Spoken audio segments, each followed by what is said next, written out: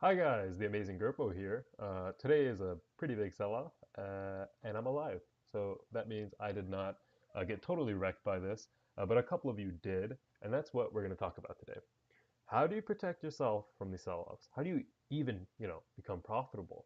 Because if I show you guys right now, we, uh, you know, the chart is not looking terrible on what we're in, but for the rest of these people, they have quite bad days, especially if you're invested in a VIX. You're at an 80% loss.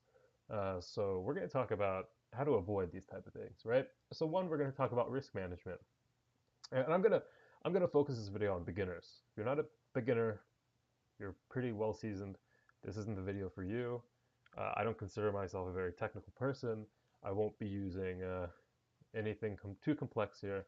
Just talking about how I'm able to get out of it. I've pretty much been able to maintain a decent portfolio, and I've been able to hedge against too much risk. So what I've done is that I will make my plays right in the market. I'll do what I want. But when these trends start to happen, where there's a small minor catalyst that could lead into something much bigger. For example, we look at the Chinese markets and the commodities potentially crashing. We see there that there is a global impact potentially waiting to happen. That's a huge economy, right? So what happens there can also affect us. I then have to look at something like the 2-year US Treasury note futures, right? Uh, which usually typically has an inverse relationship. And I'll put money in there. I do have to maintain the margin maintenance, and I do have to make sure, and it's still going up right now, by the way. If you don't know what the futures market are, they're 25 or 24.5, yeah. So they are open pretty much all day except for a 1 hour break, and they're closed on the weekends, but they do open on Sunday. Um, so it's a pretty good way to make money when the market is down for the stock market, right? So I put the money in the 2-year US Treasury note. You can go for the 10-year or whatever. Typically, they rise together, right? Um, and I potentially take a small loss on that while I'm waiting for whatever catalyst to come up, right? But when it does happen, and typically you want to do this if you think you have a pretty good idea that it might happen, right? You're not going to get into this when the market is doing super well. There is no catalyst coming up, and it's not overvalued. You typically you can feel when it's overvalued, right? Also depends on when you come into the market. Like veterans, for example, felt it was overvalued months ago, a year ago actually, right? After the Trump rally. A Trump rally is in like the market rallying after Trump was elected, and tax cuts were announced, et cetera, et cetera. But you have to remember that we didn't really face overheating until this period, right? It's February 5th, 2018 now. The first sort of indicators that I was getting came around January. So there's not a lot of time here to figure out whether it's overvalued or not. Of course, you could argue it's overvalued, but the market is not going to play that way. Therefore, you lose money betting that way. So what we did here is we waited and waited until we got to the point where we started noticing, you know, the Dow is dropping a bit, unusual movement, not typical. And we look at what's happening internationally, right? We can also play commodities in these situations.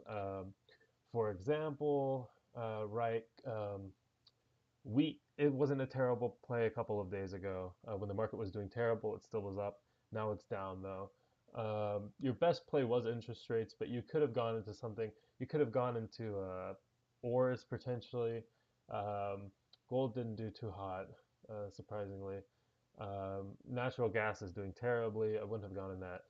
But we do have like the Japanese yen, for example, is up. The Japanese yen futures, right? And if you want to play that stocks wise, you would have to bet against Dow or whatever, and you potentially make profit on it. Oh, you would have made profit off of it. And so these are things you want to keep into account. And for me, I am not a very technical trader, right? I guess I am technical. You can't say you're not technical, but I'm not incredibly technical. I consider myself more of an intuition, or more of an intuitive trader, right? So I get the feelings, you know what I mean? I started to get this feeling, and I made a Facebook post on January 30th, and I said, there's been like a red day, and I see this massive sell-off coming. I think your best bet is to try to profit off of this by getting things on discount.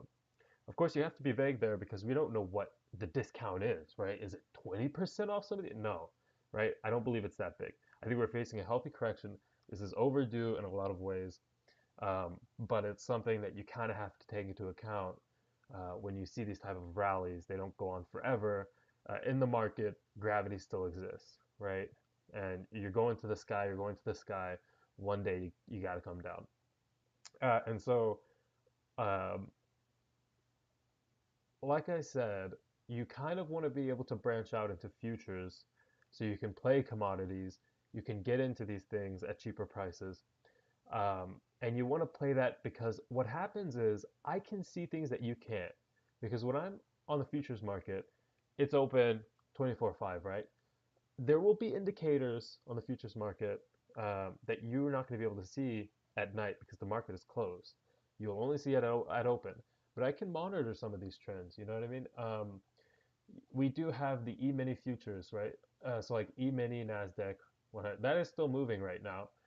Currently, it's not doing too hot, right? So we do have a lot of room when you're able to expand yourself into futures and get into markets. Start tracking markets like Asian markets, right? They open earlier than us. So you want to see what happens to them. They have a really terrible open. You can kind of correlate that to what might happen to us. And so that is really important in my opinion. And where do we go from here? Well, obviously, what happens here is investors are waiting with side money. And when they find the bottom or they find any sort of stabilization, and I promise you, you'll see these like random spikes, right? These are people who are betting that they found the bottom. They want to find the bottom because after that, you see huge spike, right? It's a rebound. You also get the dead cat bounces where there's a huge sell off and there will be a bounce because people assume it's the bottom and there's profit to be made there if it is the bottom. Here, unfortunately, we aren't seeing the bottom. We're just seeing we're seeing a little bit of stabilization, and then we're seeing another bit of a sell-off, right?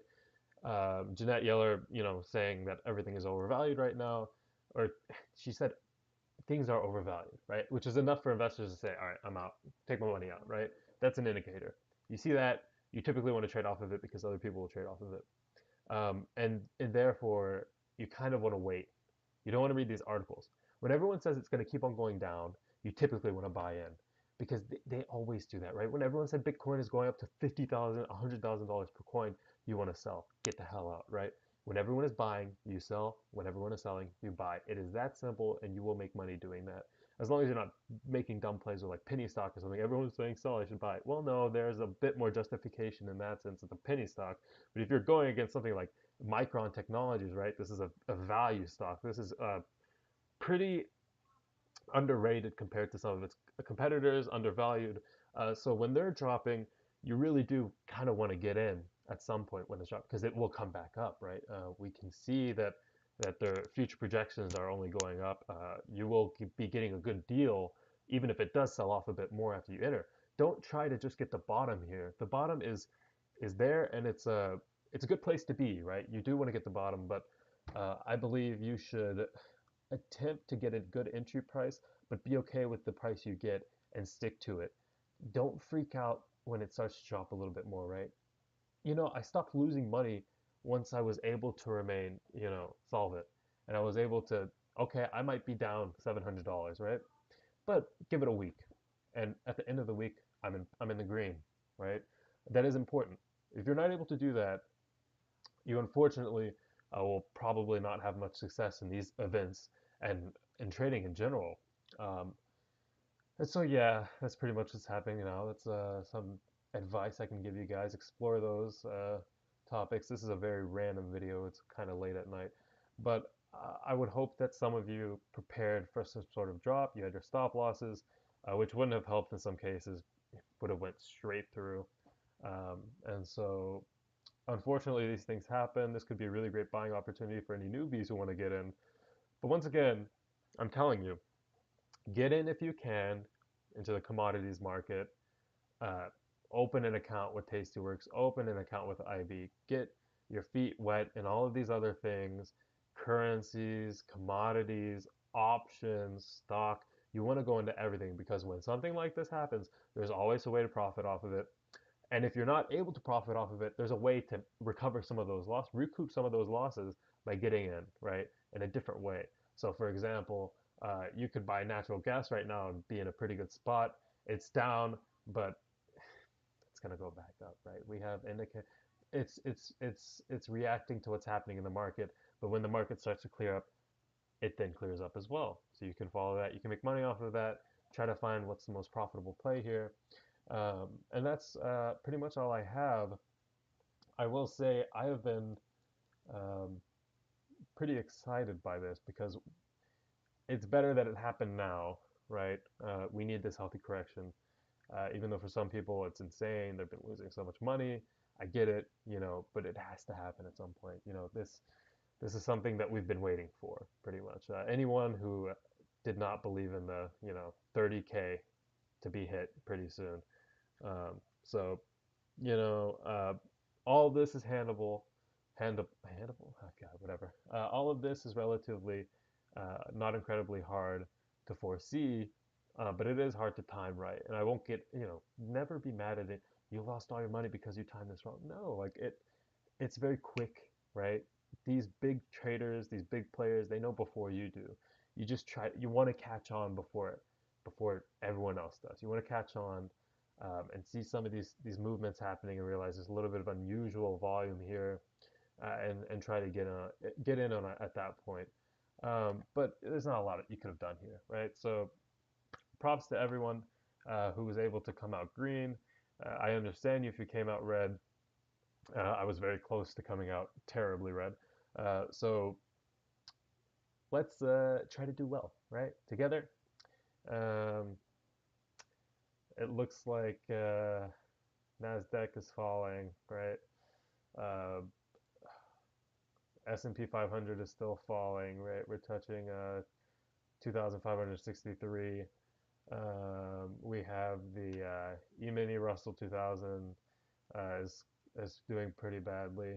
Overall it's pretty red, but we do see that the 2-year U.S. Treasury notes have spiked up. We do see that the 10-year and the 30-year, obviously the 5-year.